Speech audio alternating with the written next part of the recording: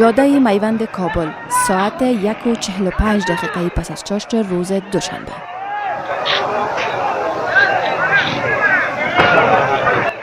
زمین لرزه نیرومند همگان را هراسان ساخته است و مردم تلاش می‌کنند تا خودشان را از ساختمان‌ها دور سازند.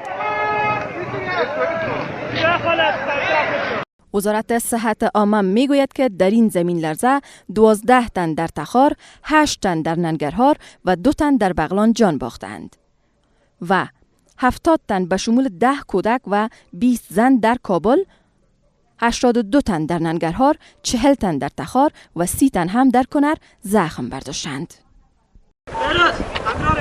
به مادرمشان زنگ زدن اما زلزله شد، یک رقم زلزله شد، تعمیر ما چپه شده دفتر. این زمین لرزه که چند ساختمان را ویران کرده است در چندین سال اخیر بی پیشینه گفته می شود.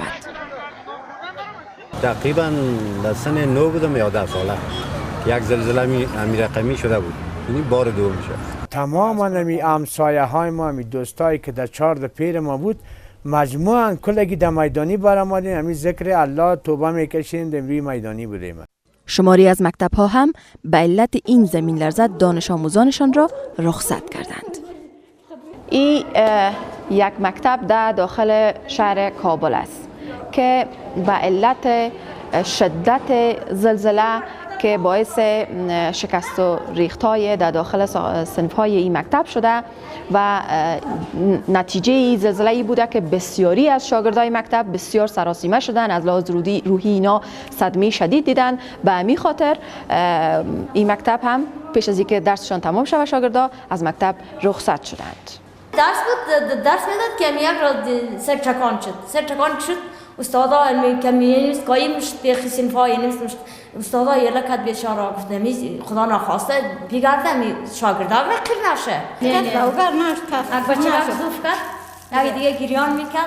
شاگردان هجوم آوردن سر استاد خداگوشه کرد، کالگی برآمد بایکا و کتابا یارا کالش ماندن برآمدن.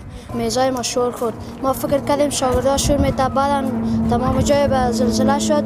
ما که بیرون برآمدیم بایکا همه چیز اعلام کردیم. در همین حال گزارش‌های بیش از 60 کشته و صدها زخمی در پاکستان نیز تایید شدند و شمار این تلفات رو به افزایش است.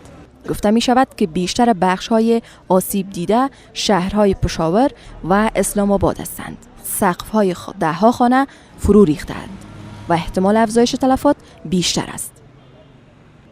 نوارهای تصویری نشان می‌دهند که در شهر دهلی نو نیز مردم شتابان از خانه‌هایشان بیرون می‌شوند و داد و فریاد می‌کنند. گزارش‌هایی هم وجود دارند که چندین خانه در ولایت‌های تخار، پنجشیر، کاپیسا و پروان ویران شدند. 2 کوه در بدخشان نیز لغزیدند، اما این رویدادها تلفاتی نداشتند. در 50 سال اخیر این زلزله بی پیشینه گفته می شود.